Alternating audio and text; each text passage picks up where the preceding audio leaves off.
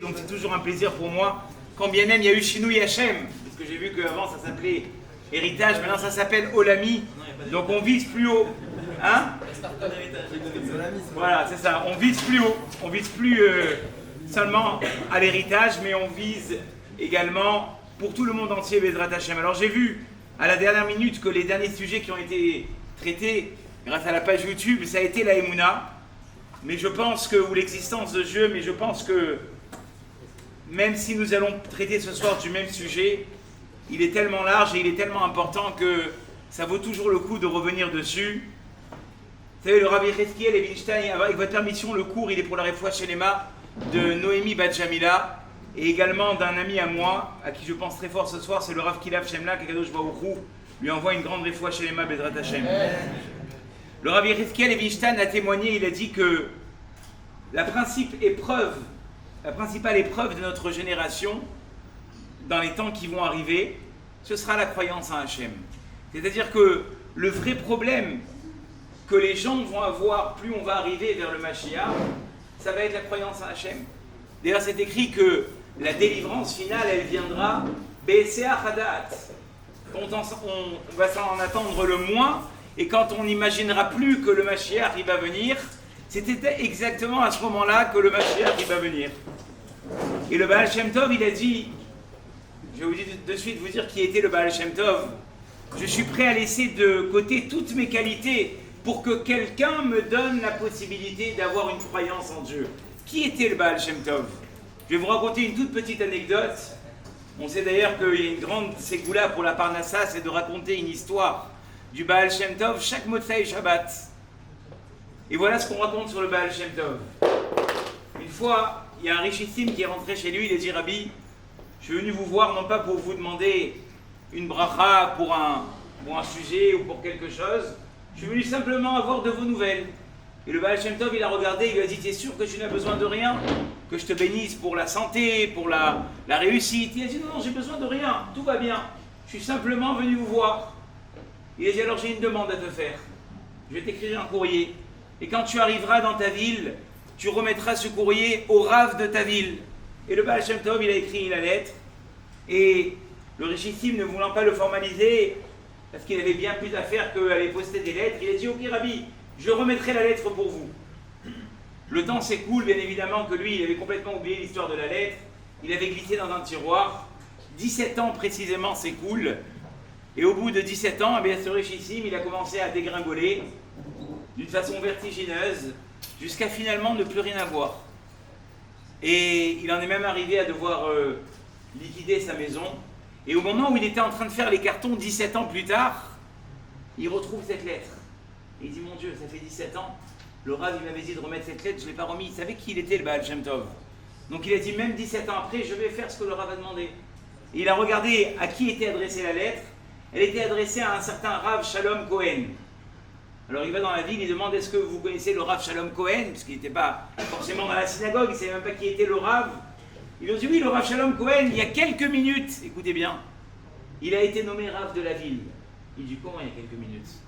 Il y a le Baal Shem Tov, il y a 17 ans, il m'a écrit sur l'enveloppe: au Rav Shalom Cohen, Rav de la ville. Il dit: écoutez monsieur, je suis désolé, le Rav de la ville, il est décédé il y a une semaine, et il y a une semaine, on a nommé le Rav Shalom Cohen. Déjà, il a commencé à transpirer. Il amène la lettre au Rav Shalom Cohen. Le Rav, il ouvre la lettre et il dit: devant toi. Le Baal Shem Tov, il a écrit ça 17 ans en avance, Rabotaï. Devant toi, il y aura un richissime qui va venir, qui a perdu toute sa richesse. Et je te demande de l'accepter, de le prendre en compte, de l'aider à se relever et de pouvoir prévenir tous les besoins qu'il aura besoin d'avoir. C'est dans les grottes Tzedaka, on doit ramener quelqu'un au niveau qu'il avait avant financier. Je te demande de t'en soucier. Et si tu veux croire à la véracité de cette lettre, quand tu auras terminé de la lire, on viendra t'annoncer que ta femme vient d'accoucher d'un garçon. Le Rav, il termine la lettre et on vient d'annoncer: Rav, votre femme vient d'accoucher d'un garçon. C'était ça le Baal Shem Tov. Et le Baal Shem Tov lui-même, il nous dit: je laisse toutes mes qualités de côté, du niveau où il se trouvait, et que quelqu'un m'apprenne à croire à Dieu. Qu'est-ce que nous, on va dire sur nous, Rabotaï? La croyance à Hachem, c'est le socle du judaïsme.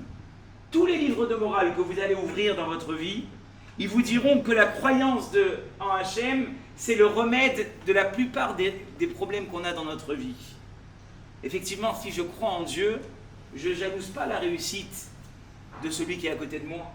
Je ne l'envie pas parce que lui, il comprend plus facilement les cours à la fac. C'est sa réussite, c'est son bonheur. Si moi je veux avoir la même réussite, je crois en Hachem que le jour où je mériterai d'avoir cette réussite, j'aurai cette réussite. Vous savez, moi, ça m'a toujours impressionné que dans les 10 commandements de la Torah, on nous annonce et on nous dise « Lotachmod bet reacha, velotachmod eshet reacha » ne sois pas jaloux, c'est un commandement de la Torah. Et comment on peut arriver à ne pas être jaloux parce que c'est quelque chose qui est finalement à l'intérieur de nous en ayant cette émouna. En ayant cette émouna de croire que si Akadosh Baruch Hu, il a donné plus à l'autre qu'à moi, c'est parce que l'autre, il mérite plus que moi. Et le jour où je ferai ce que Dieu attend de moi, j'aurai aussi la réussite de l'autre. Si j'ai de la émouna, je ne me mets pas en colère quand on me fait un coup en douce. Je ne sors pas de... C'est le 10e commandement qui engage l'Église. Exactement, puisqu'on sait que Ve'afta l'eriacha kamocha, c'est ce que Hillel a dit à cette personne qui voulait se convertir sur un pied. Machesanu yalecha lota selecha vericha veidar zil gemor. Ce que tu ne veux pas qu'on te fasse, ne le fais pas à l'autre, et de là apprends toute la Torah. Si j'ai la émouna en Hachem, eh bien, comme on a dit il y a quelques secondes, je ne me mets pas en colère quand quelqu'un il me fait le coup en douce. Il a été dit que celui qui s'énerve contre quelqu'un qui lui fait un coup en douce, c'est comme si un chien, au lieu de mordre celui qui était en train de le frapper, il mordrait le bâton. Quand quelque chose m'arrive dans ma vie, je dois avoir la conviction que de en haut, ça m'est arrivé. En Adam zokef etzbao milemalta elaimken machidim alav milemala. Tout ce qui t'arrive dans ta vie, même quand tu mets la main dans ta poche et que tu es là pour payer ton parking et qu'au lieu de mettre ta main sur une pièce de 1 euro, tu mets la main sur une pièce de 50 centimes, on dit ça aussi, ça vient d'en haut. Ça s'appelle Issourim, ça s'appelle des souffrances. Si j'ai de la émouna, j'arrive aussi à comprendre que quand quelqu'un il quitte ce monde, et même prématurément, je sais que c'est Hachem qui l'a rappelé. Le Harizal disait quelqu'un qui ne comprend pas pourquoi est-ce que des fois, il y a des gens qui partent, ils ressemblent à ces deux jumeaux, alors évidemment c'est une parabole, et ces deux jumeaux étaient dans le ventre de leur mère, et chacun, il débattait sur l'essentiel de la vie. Il y en a un qui disait à l'autre, tu sais, l'essentiel de la vie, c'est dans le ventre. On mange, on boit, on barbote, c'est là l'essentiel. Quand tu quittes ce monde, entre parenthèses, la matrice, c'est que tout est fini. Et là, tu disais, mais tu n'es pas chargé. L'essentiel, c'est après, c'est quand on quitte la matrice. Et voilà comment ils discutaient pendant 9 mois. Au bout de 9 mois, qui c'est qui sort en premier? Celui qui pensait que la vraie vie, c'était en dehors de la matrice. Et il le voit en train de s'écraser pour sortir. Il dit, tu vois, je t'avais dit de profiter, regarde ce que tu es en train de devenir, je t'avais dit. Il pleure, il pleure, il pleure. Et le bébé, il sort, et bien évidemment que de l'autre côté, tout le monde l'accueille, tout le monde l'embrasse, tout le monde le dorlote. Et l'autre, il est en train de pleurer dans le ventre. Je l'avais dit. Il dit, le Harizal, ça vous fait rigoler. Mais on est tous un peu comme ça. Quand un être cher nous quitte dans ce monde, on pleure. On dit à Dieu, mon Dieu, pourquoi tu ne me l'as pas laissé encore un peu? Pourquoi si vite? Pourquoi cette déchirure alors que c'était ma grand-mère, c'était mon grand-père, c'était quelqu'un que j'appréciais? Pourquoi? Il dit le Harizal, si on avait les yeux pour comprendre qu'en fait, le vrai monde, c'est pas dans la matrice, c'est à l'extérieur. Shnot yemei Adam, shivim shana ve'im bigvorot, shemim shana, la vie d'un homme c'est 70 ans, au maximum 80, on peut croire que c'est ça, que c'est à ça que se résume la vie. Bien évidemment que quelqu'un qui a la Emouna, il comprend que finalement, la vraie vie c'est pas maintenant, c'est bien après. Et souvent, il faut être honnête, moi le premier, je me mets dans cette réflexion, on a souvent ces questions, pourquoi Hachem nous a fait ça? Pourquoi moi? Pourquoi eux? Pourquoi comme ça? Toutes ces questions, elles comprennent qu'enfin, quelqu'un qui ne s'appuie pas sur sa Emouna, qui ne s'appuie pas sur sa croyance, il peut très vite dévier. La Gemara dans Psachim d'Afnoun, elle nous dit, le monde futur, il n'est pas comme ce monde-là. Dans ce monde-là, la Gemara nous dit, il y a des choses sur lesquelles on va faire Barour Dayan Haemet, parce que c'est tellement triste, béni soit le juge de justesse, de vérité. Et sur ce qui est bon, on va dire à Tov et à Métiv. Merci Hachem de m'avoir amené ça. Alors que dira la Gemara quand on arrive en haut, surtout on va faire à Tov et à Métiv. Merci Hachem pour tout ce que tu as fait. Vous savez, ça veut dire qu'en fait le seul monde où il n'y a pas de questions, c'est quand on arrive en haut. Il y a des fois des questions dans notre vie, de émouna, de croyance, qu'on ne pourra jamais régler. D'ailleurs, il y a 2 rabbinim, une fois, ils ont fait un pacte. Ils ont dit, écoute, le premier qui monte en haut, on va faire une liste de questions. Tout ce qu'on n'a pas compris, vous voyez que même les rabbinim, moi une fois j'ai vu un livre extraordinaire de émouna, d'accord? Et on m'a dit que ce livre de émouna, par qui il était acheté? Par les plus grands religieux. C'est-à-dire qu'il n'y a pas quelqu'un qui peut aujourd'hui avoir l'ambition de dire, j'ai une émouna assez forte pour pouvoir vivre et pour pouvoir traverser les épreuves de la vie. Ça n'existe pas. Alors ces 2 rabbinim, ils avaient des questions d'émouna. Et ils se sont dit finalement, le premier qui part de ce monde, il dit à l'autre la réponse sur toutes les questions qu'on n'a pas pu répondre dans ce monde. Et il y en a un effectivement qui est parti avant l'autre. Il est venu en rêve chez l'autre. Il a dit, écoute, j'ai un gros problème. Quand je monte en haut, il n'y a plus de questions. Quand je redescends vers le bas, il y a tes questions. Il a dit, aujourd'hui, on ne peut répondre aux questions qu'on s'est posées quand on était là que quand on sera monté en haut. Tant qu'on n'est pas monté en haut, les questions, elles ne peuvent pas se répondre. C'est ça la Emouna. La Emouna, c'est à un moment se dire que finalement, quand j'ai plus de réponse, faire confiance que Hachem, ce qu'il fait, c'est avec une grande justesse. Une grande justesse. Veata. Et regardez que Moshe Rabbeinu, il a eu cette question. Moshe Rabbeinu a dit à Dieu, Ve'ata imna matzatichen be'enecha. Mon Dieu, si tu as de la miséricorde envers moi, odienina et derachecha. Fais-moi savoir tes chemins, que je comprenne comment tu fonctionnes. Ve'edacha leman emtzachen be'enecha. Moshe Rabbeinu a dit, j'ai envie de trouver grâce à tes yeux, explique-moi comment tu fonctionnes. Et Rachid dit, c'était quoi vraiment sa question? C'est quoi la question de Moshe Rabbeinu? Pourquoi il y a des gens qui sont bien et qui souffrent toute leur vie? Et il y a des gens, excusez-moi du terme, c'est des pourritures, et ils ont une vie de roi. C'était ça la question de Moshe Rabbeinu. Et il a dit, Hachem, explique-moi. Et regarde ce que Dieu lui répond, ça paraît incompréhensible. Lui dit Dieu, Ine makom iti benixafta alatsour, viens avec moi sur le rocher, ve'aya ba'avor kevodi, ça sera quand je passerai, ve'samticha benikratatsour, je te cacherai dans le creux du rocher, ve'sakoti kapi alecha adovri, je mettrai ma main sur toi, tant que je ne serai pas passé, ve'asiroti et kapi, j'enlèverai ma main, tu verras mon dos et tu ne verras pas ma face. On ne comprend rien. Moshe Rabbeinu, il avait une vraie question. Moshe Rabbeinu, il veut comprendre pourquoi il y a des gens dans ce monde qui sont bien, qui sont justes et qui quand même souffrent. Et pourquoi est-ce que, c'est normal qu'il y ait des gens qui sont bien et qui souffrent? J'ai un tzadik alors, ça veut dire ça, il est arrivé au niveau de Moshe Rabbeinu, Baruch Hashem. Non, je suis très loin. On essaie de revenir. Baruch Hashem. Mais je pense que Dieu, c'est comme un père qui a des enfants et qui est plus exigeant avec ses enfants. Par exemple, c'est un professeur, il va être plus exigeant avec ses enfants. C'est quoi ton prénom? Jonathan. Jonathan, on a le même prénom. Et on dit toujours Jonathan plus que toi. Attendez-moi. Moi j'en dis de toute façon Jonathan plus que toi. Jonathan. Tu as une vraie réponse, Jonathan. Mais cette réponse-là, elle n'est pas adaptée à tout le monde. Il y a des gens qui vont te dire, mais je ne comprends pas, ça paraît contradictoire. Normalement, si je fais ce que Dieu il attend, je suis censé pas me prendre une claque dans la tête. Et il y a des gens, ils font rien, et eux, ils sont tranquilles. Et des fois, dans un petit coin de ta tête, tu te dis, peut-être que finalement, il faudrait que je fasse merde. Parce que plus je fais, et plus je souffre. C'était ça la question que Moshe Rabbeinu a demandé à Hachem. C'est tout. Alors pourquoi Moshe Rabbeinu n'est pas rentré en Eretz Israël? Alors on peut répondre à ça, mais c'est pas le débat. Il y a 2 réponses à ça. Le premier, c'est parce qu'il a dit une parole qui était difficile à entendre. Lamar et Ota l'a amasé, pourquoi tu as fait du mal à ce peuple? La deuxième réponse à cette question, c'est parce qu'il frappe le rocher au lieu d'y parler. Il y a plein de réponses à ça. Mais globalement, Jonathan, pourquoi il y a des gens qui sont bien, tzaddik vers l'eau, et pourtant ils ont une vie très difficile? Et il y a d'autres gens qui font rien, et j'ai envie de te dire, ils font même du mal, et pourtant leur vie elle est extraordinaire. Alors regardez ce que dit Hachem. Le Khatam Sofer va répondre comme ça. C'est quoi une place sur le rocher? Une place sur le rocher, c'est un endroit culminant. Ce que dit Hachem à Moshe, pour pouvoir comprendre comment fonctionne ma façon d'être dans ce monde, il faut que d'abord tu sois sur un rocher. C'est quoi être un rocher? Être en hauteur. Avoir les yeux.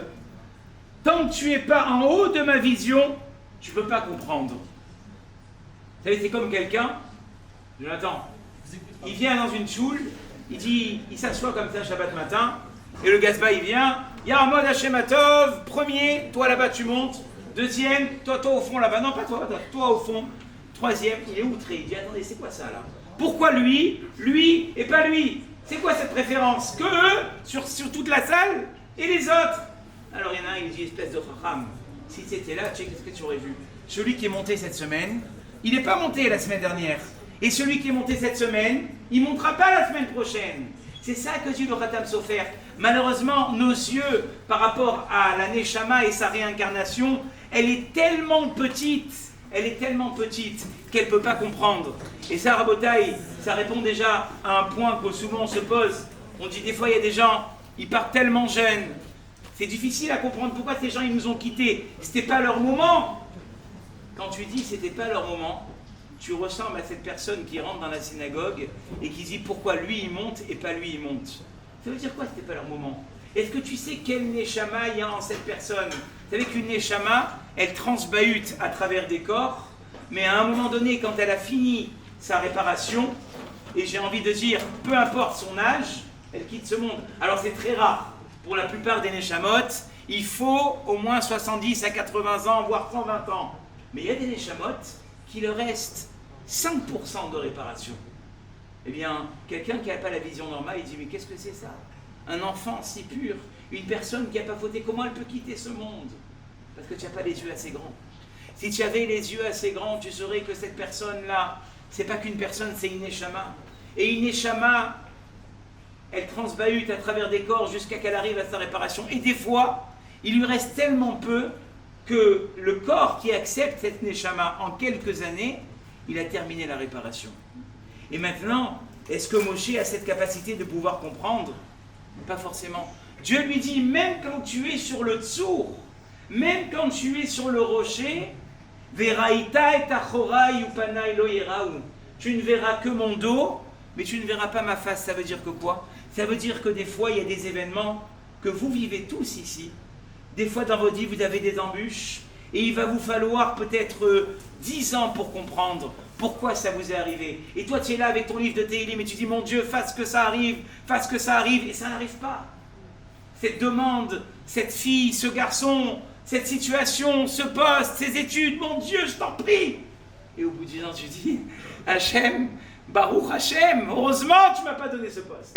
Heureusement, je n'ai pas rencontré ce garçon. Heureusement, c'était pas pour moi. Heureusement, je n'ai pas rencontré cette fille. Mais attendez, il y en a pour tout le monde. C'était pas pour moi. Heureusement, mais seulement il faut tuer le temps. Et ça, c'est dans le meilleur des cas. Il y a des fois où toute ta vie, tu ne comprendras pas. Il y a des fois où il va falloir que tu arrives à 50 ans de vie. Il y a des choses, Rabotai, c'est ça qu'a dit Hachem à Moshe Rabbeinu. Veraïta et achodrai. Ce n'est que des années, toute une vie, des fois même, comme on a dit tout à l'heure avec les rabbanim, jusqu'en haut, tu n'arriveras pas à comprendre. Seulement nous, on ne voit pas assez loin, Rabotai. Je vais vous donner un tout petit exemple. Pendant la guerre, il y avait un jeune homme qui s'appelait Yitzhak Slotetsky, entre 39 et 45, et son père, il était boulanger.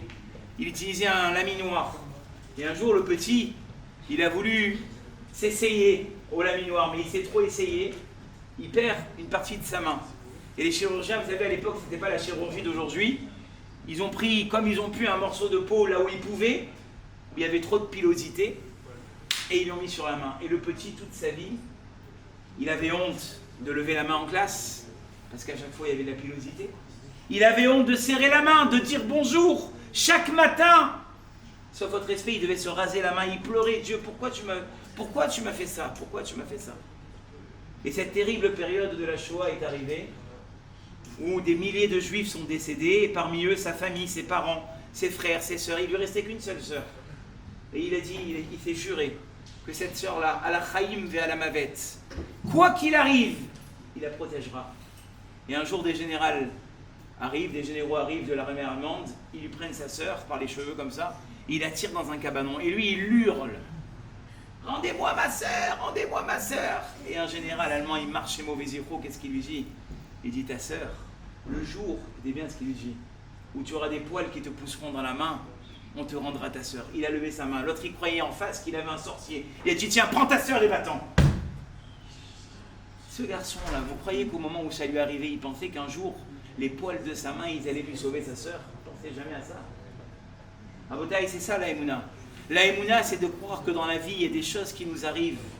Et que des fois, on est en pleurs, en larmes dans notre lit ou chez nous à la maison, dans un coin, en train de dire à Dieu, mon Dieu, pourquoi à moi? Pourquoi maintenant? Et pourquoi de cette manière? Et un jour, Dieu, il te montre pourquoi à toi, pourquoi maintenant, et pourquoi de cette manière. Ou alors, pas de suite, des années plus tard. Mais toi, tu dois avoir la confiance que tout ce qui t'arrive dans ta vie, c'est ça. Ou panaï lo yeraou. Ne vous plaignez pas tous les jours. Parce qu'un jour, Veraïta et Tachoraï, tu comprendras, Hachem peut-être qui te donnera le mérite de comprendre véritablement pourquoi ça et ça t'est arrivé. Et le Rav Chaim Shmulevitz, il dit que une personne, en général, c'est le problème de tous les jours. Lorsque on fait sa vie une suite totalement logique, alors on comprend qu'Hachem, il nous a fait suivre quelque chose de tout à fait logique. Regardez comment on dit dans le verset Mishpete Hachem Emetz. Les lois de Dieu sont vraies. Comment? Tzadeku Yardav. Elles sont vraies quand on les voit ensemble. Pas quand je vois une seule partie de l'histoire. Si je m'arrête à ce que je vis à l'instant présent, je te l'accorde, c'est insupportable. Mais si je sais être patient, si je sais croire qu'Akadosh Baruch Hu, il me met sur les bonnes rails, alors à ce moment-là, ma vie, elle est beaucoup plus paisible. Je vis de façon beaucoup plus sereine. Je ne m'arrête pas au petit échec. Je dis Hachem Yahazor, Hachem Yahazor. Et, vous savez, c'est comme un pilote. C'est pas, tu montes dans l'avion, tu dis bonjour monsieur, bonjour, vous êtes assis au 32. Ah oui, je sais que je suis assis, mais j'aimerais parler au pilote. Vous voulez être sûr de voir parler au pilote, mais on ne rentre pas comme ça dans la cabine. Si, je veux parler au pilote. Bonjour, vous savez qu'on ne vous ouvre pas comme ça, hein? Oui, je sais. J'aimerais juste voir votre permis de vol, s'il vous plaît. Mon permis de vol? Mais si tu n'as pas confiance en moi, descends de l'avion. Ou alors tu dois passer une toute petite opération, mais tu dis au chirurgien, attendez, avant de m'endormir, j'aimerais qu'on répète ensemble toute la leçon sur l'opération des dents de sagesse. J'ai tous les livres. Ou tu lui fais confiance, ou tu lui fais pas confiance. Quand tu montes dans un avion, tu ne te demandes pas si le pilote il a l'avion, il a le permis, parce que tu es persuadé qu'il a le permis, tu t'assois, même pas tu réfléchis au permis du pilote. Quand tu vas te faire opérer pour une petite opération, tu fais confiance au chirurgien qui sait opérer. Eh bien, les Chachamim nous disent, si tu fais confiance au pilote, et si tu fais confiance au chirurgien, tu dois être capable de faire confiance à Melech Malcha Melachim Akadosh Baruch Hu, au maître du monde. Le sabbat de Kélem, d'ailleurs, il le dit, Odecha Hachem ki anitani. Je te remercie, Hachem, de m'avoir mis à l'épreuve. Vatehi li lishua. Et la délivrance est venue. Vous savez ce que disent les rabbanim? La délivrance ne peut venir que si je suis passé par les épreuves. Ça veut dire que des fois, si tu regardes les épreuves en tant que telles, tu te dis, mon Dieu, mais qu'est-ce qu'il veut Dieu de moi? Qu'est-ce qu'il veut? Je mets les tefilines, je mets le talit, je m'habille de façon pudique, je fais mes brachot le matin, je fais tous les teilim dans tous les groupes de WhatsApp qui existent, et je vois que ça ne va pas. C'est vrai, parce qu'en fait, tu es encore dans le vol. Tu es encore dans le vol, tu n'as pas encore atterri vers ta délivrance. Tu es dans un système, finalement, qui va petit à petit t'amener vers la délivrance. Mais pour l'instant, tu attends. Pour l'instant, tu fais confiance au pilote, tu fais confiance au roi du monde. Vous savez, on dit que, comment on demande dans la Hamida la délivrance? Comment on dit dans la Hamida? Matzmiach Yeshua. Ça veut dire quoi qui fait germer la délivrance? Je ne comprends pas. On est dans un truc de plante là, celui qui a la main verte, Matzmiach Keren Yeshua. On arrose la Yeshua tous les matins. Pourquoi? Il fait germer. Vous savez, les Chachamim, ils ont dit quelque chose d'extraordinaire. Quand vous étiez petits, vous avez tous fait cette expérience des lentilles dans le coton, n'est-ce pas? On revenait dans la maison avec le petit pot. Maman, j'ai fait des lentilles. Et le premier jour, il y a une odeur. Ah, l'odeur. Ta mère, elle te dit, t'es sûre, ma fille, tu veux garder encore, tu veux pas qu'on jette? Non, je veux voir comment ça pousse, Mais il y a une odeur. Mon Dieu, l'odeur. Et puis après cette odeur terrible, il y a une plante verte magnifique qui sort. On dit la délivrance d'Akadosh Baruch Hu, c'est ça. Au début, tu passes par des choses qui ne sont pas du tout agréables. Il y a entre parenthèses, j'ouvre une parenthèse, on explique comme ça la Triat Hametim, la résurrection des morts, Bezrat Hashem, quand le Mashiach va venir. Il y a des gens qui se disent, mais ces gens-là, qui sont partis depuis des années, et que, sauf votre respect, il ne reste plus rien. Comment ils vont revivre? Matzmiar Keren Yeshua. Regarde le processus d'une plante. Au début, il n'y a rien. Il y a une graine qui est toute abîmée, qui veut rien dire. Mais à un moment donné, elle laisse place à une plante qui est verdoyante, qui est magnifique, qui est extraordinaire. La Yeshua, la délivrance, c'est la même chose. On passe d'abord par ce processus qui est tellement difficile. Et je vais vous dire la vérité, le peuple juif, il a toujours vécu comme ça. Les juifs, ça a toujours été comme ça. Que ce soit en Égypte, on est en plein dedans, Parashat Vaïra, les enfants qui sont emmurés, les enfants qu'on tue pour prendre leur sang. Et enfin, le don de la Torah est l'entrée en Eretz Israël. Mais ça ne s'est pas arrêté là. Quand le juif était en Eretz Israël, de nouveau, ils ont vécu un exil. Qu'est-ce qu'il y a eu à la fin de l'exil? Le chasse, le Talmud Babli. Où a-t-il eu naissance? En Babylonie. Eretz Israël, ce pays magnifique qu'on a, quand est-ce qu'il a été créé? À l'issue de l'horreur que les Juifs ont vécu, 6 millions de Juifs. C'est ça le clan Israël. Le clan Israël passe par des épreuves qui sont terribles pour l'amener finalement à la Yeshua. Et on doit tous, sans exception, et toutes, se dire que des fois, quand dans la vie, on a prié pour quelque chose, mais on ne voit pas le bout du tunnel, on se demande finalement, quand est-ce qu'Akadosh Baruch Hu il va me répondre? Et la confiance. Que d'abord, tu passes par des moments qui sont difficiles pour arriver vers la délivrance. Et regardez, sur la plupart ou une grande partie en tout cas, des Echal, vous savez, l'endroit où on met le Sefer Torah, qu'est-ce qui est écrit en haut? Shiviti Hashem, Lenegdi Tamid.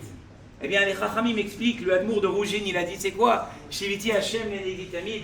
Shiviti, je me mets en face de Dieu dans ma vie de tous les jours. Hashem, vous savez qu'Hashem, c'est Midat HaRachamim. Et je suis proche de Dieu quand Dieu se comporte avec moi, avec clémence. Mais quand les Negdi, des fois Dieu se comporte avec moi contre moi, j'ai l'impression que tout est contre moi. Tamid, Dieu reste le même Dieu. Qu'Hachem soit avec moi, Hachem, ou qu'Hachem soit avec moi, Negdi, Akadosh Baruch Hu, il est Tamid, il est tout le temps le même. Et je lui fais confiance que finalement, ce que c'est facile, vous savez, le mot magique aujourd'hui, quand on demande à quelqu'un, comment ça va? Ah, Baruch Hachem. Comment ça va? Ah, Baruch Hachem. C'est quoi? C'est un hymne national? Ça veut dire quoi, Baruch Hashem? Ça veut dire que je dis à Hashem, merci, tu es béni Hashem. Là, c'est une grave erreur. Quand on dit Baruch Ata Hashem, les gens ils disent tu es béni Hashem. Est-ce qu'Hashem il a besoin que tu le bénisses? C'est quoi Baruch Ata Hashem? Chez toi, je peux trouver la bénédiction. Baruch Ata Hashem, tu es source de bénédiction. Chez toi, d'ailleurs, je vais vous dire la vérité.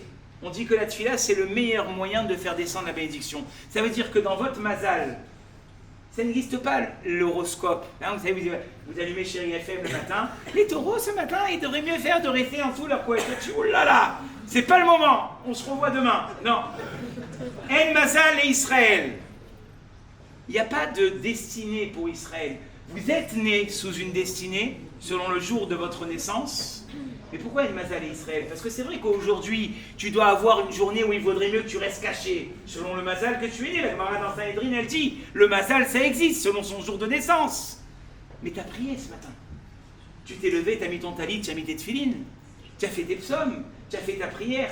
Ton Mazal, il est complètement changé. Ou tchouva, ou tfila, ou tzedaka, ma'aviri, metroa, gezera. Le fait que quelqu'un y prie, Rabotaï, c'est pas simplement annonner des mots tous les jours les mêmes. C'est aller chercher la bénédiction que Dieu t'a réservée pour toi. Et si tu le fais pas, tu sais ce qui se passe? Ça reste bloqué en haut. Ouais, mais c'est des bobards, ça, arabe, ça veut rien dire du tout. C'est juste pour qu'on a envie de prier que vous me dites ça. C'est écrit Mifourage dans Parashat Bereshit. Dans Parashat Bereshit, c'est écrit que Dieu avait prévu les plantes, mais elles n'étaient pas sorties. Pourquoi? Vous regardez dans le texte là-bas. Ve'adam aïn avod et adama. Parce que l'homme n'avait pas encore travaillé la terre. Mais j'ai envie de te dire, après tout ce que Dieu il a créé, il ne peut pas faire sortir les plantes. Il a besoin que l'homme il vienne travailler la terre. C'est ce qu'il dit Rachid sur place. Parce que tant que l'homme n'avait pas prié, les plantes ne pouvaient pas sortir. Les rabbanim, ils ont dit c'est pareil dans toute notre vie.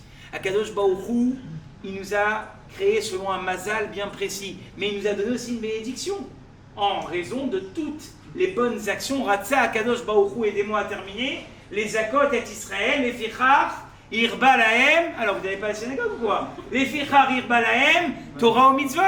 Akadosh Baruch Hu, il a voulu faire méritant le clan Israël, qu'est-ce qu'il a fait? Il leur a donné la Torah et les mitzvot. Ça veut dire quoi? Les Akot et Israël, les rendre méritants, c'est que par l'intermédiaire de leur accomplissement, ils reçoivent la bracha. Mais cette bracha, les amis, si on ne va pas la chercher par notre prière, elle reste bloquée. Donc quand finalement je fais une bracha, c'est ça, Baruch Ata Hashem, je viens chez toi, Dieu qui est source de bénédiction, récupérer tout ce que j'ai comme mérite et qui me revient, même si mon mazal ce jour-là il n'est pas bon, mais avec toutes les méthodes que j'ai fait, j'ai le droit à recevoir une bénédiction. Eh bien Rabotai, cette bénédiction, comme pour la création, dans la vie de tous les jours. Si je ne viens pas la chercher 3 fois par jour, vous avez vu, on prie autant qu'on mange. Pourquoi? Parce que j'ai autant besoin de la bénédiction de Dieu que mes chocs à pic dans mon lait le matin. Merci Kellogg's. C'est ça. Au même titre que j'ai besoin de mes 3 repas, 3 fois par jour, je vais venir chercher la bénédiction. Ma tefila, elle prend une toute autre dimension.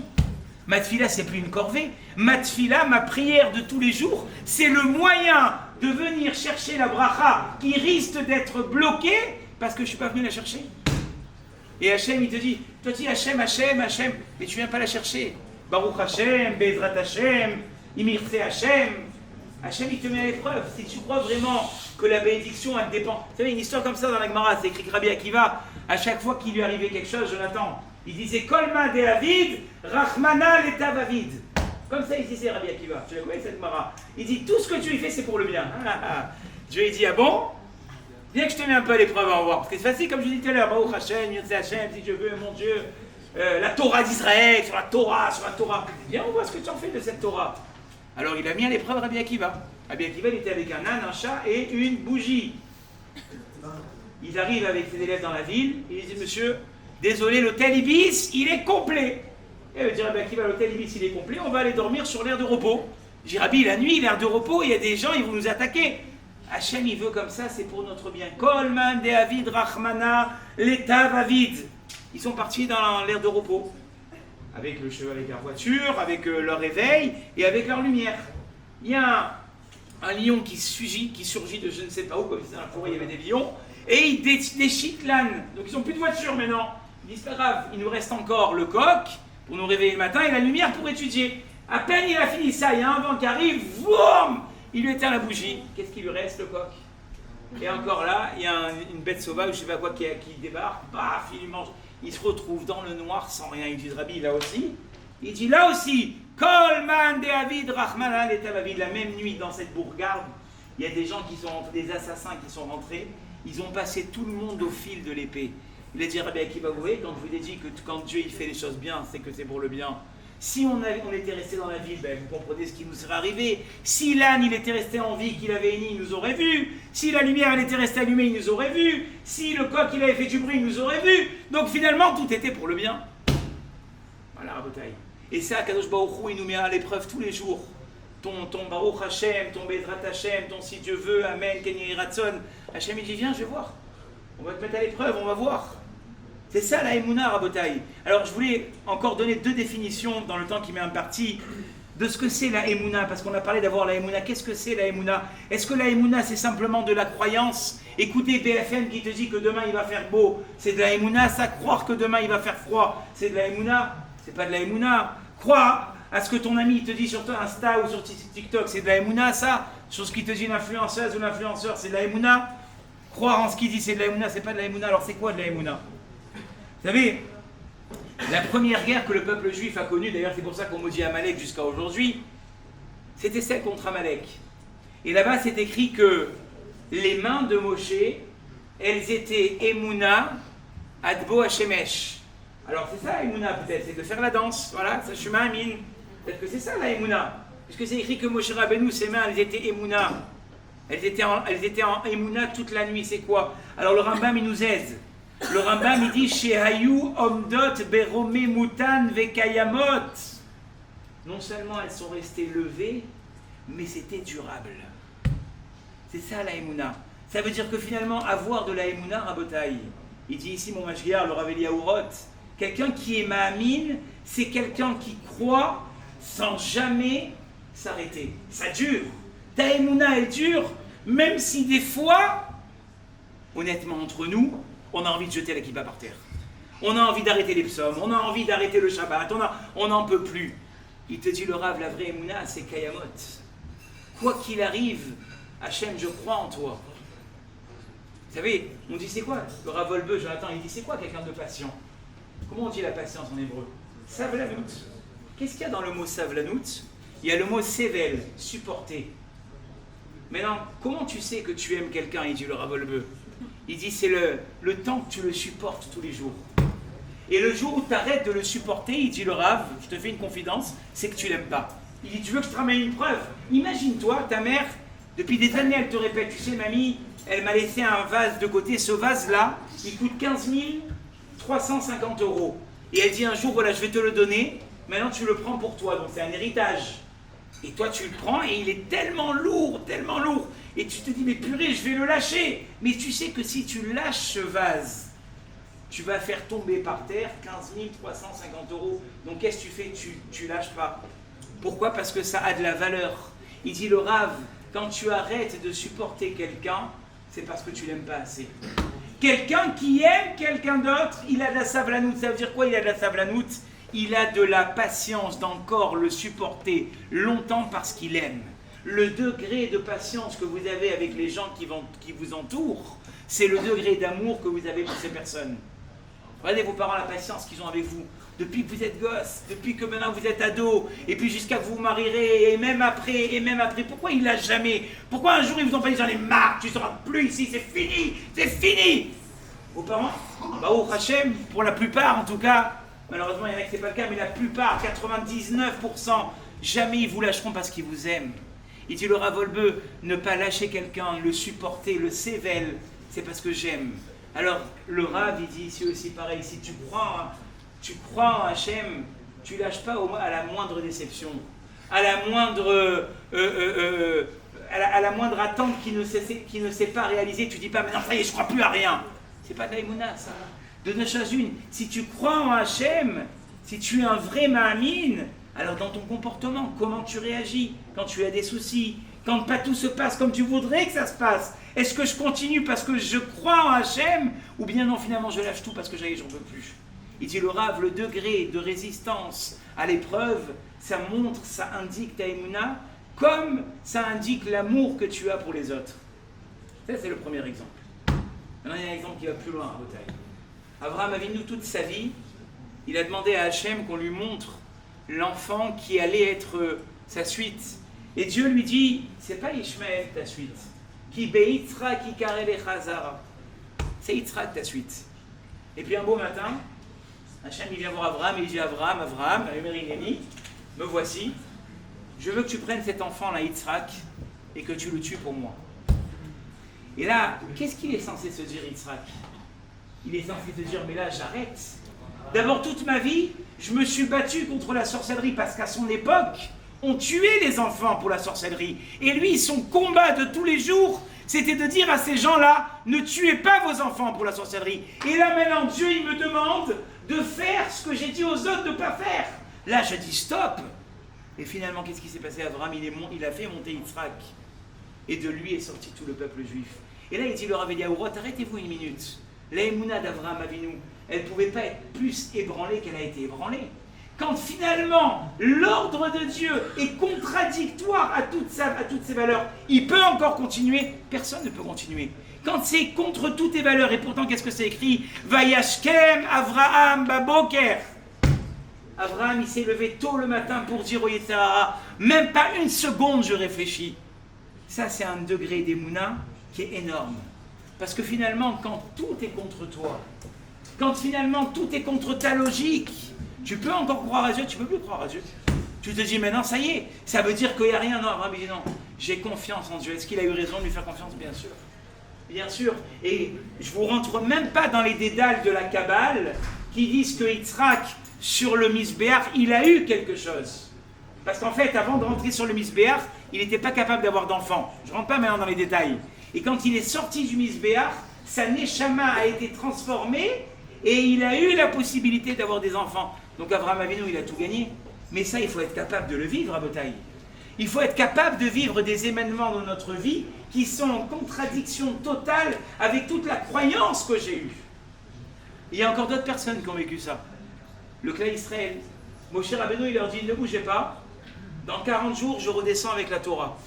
C'est écrit que le 40 jours, Vayaraham ki boshesh Moshe laredet. Moshe, il ne redescendait pas. Plus encore, le Yetzer Hara, il a montré au peuple juif le cercueil de Moshe Rabbeinu qui s'envolait.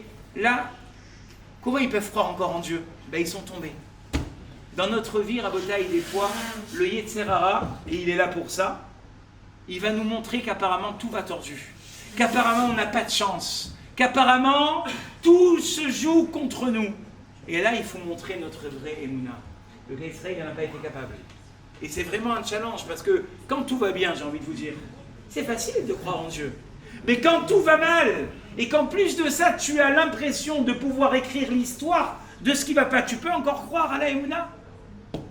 Il dit le Rav, ça c'est la Emouna. Être capable de ne pas tirer les conclusions rapidement, comme Abraham a été capable, c'est ça la Emouna. Et quand quelqu'un il est capable de faire ça, alors le Rav Mugrabi nous dit un grand chidouche.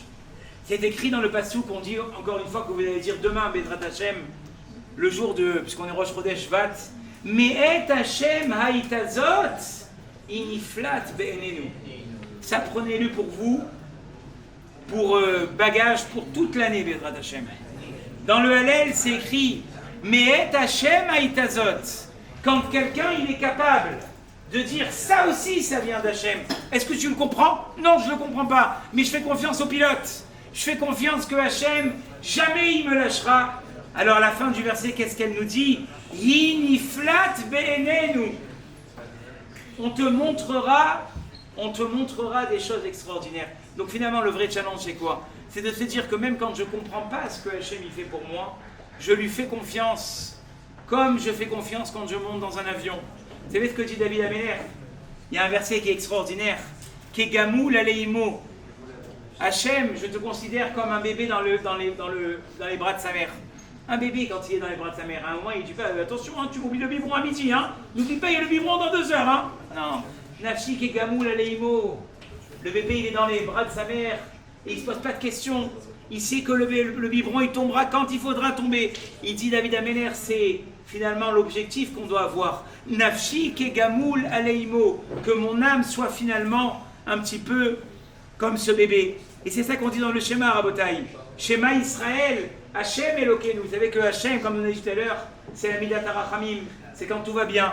Elokeinu, c'est quoi? Elokim, c'est Midat Hadin. Mais à la fin, qu'est-ce qui est écrit? Hachem Echad. Je sais que Hachem, tout ce qu'il fait pour moi, même si des fois je ne le comprends pas, c'est pour moi. Et c'est un petit peu, c'est pour moi quelque chose de bien. Et c'est un petit peu ce qu'on dit dans le psaume le soir de Harvit. Shir HaMa'alot et Saena Eleharim. Je vais, oui, très belle chanson d'ailleurs, je vais monter mes yeux vers le ciel. Alors j'ai donné cette petite explication, elle vaut ce qu'elle vaut. C'est quoi les montagnes? Les montagnes, c'est ces endroits où finalement on ne voit pas le haut. Mais on doit être confiant de se dire Iné loyanum veloishan shoma Israël. Même si je ne vois pas le haut de la montagne, je sais que le gardien qui est à mes côtés, il ne sommeille pas et il ne me lâchera pas. Et à ce moment-là, quand Akadosh Baruch Hu, il voit qu'un homme, Tzadik be'emunato yichye, il vit avec cette émouna, eh bien il sera à chaque instant à vos côtés pour vous donner la force d'aller de plus en plus loin. C'est ce que je souhaite à tous. Et que vous voyez que des délivrances, Bezrat Hashem.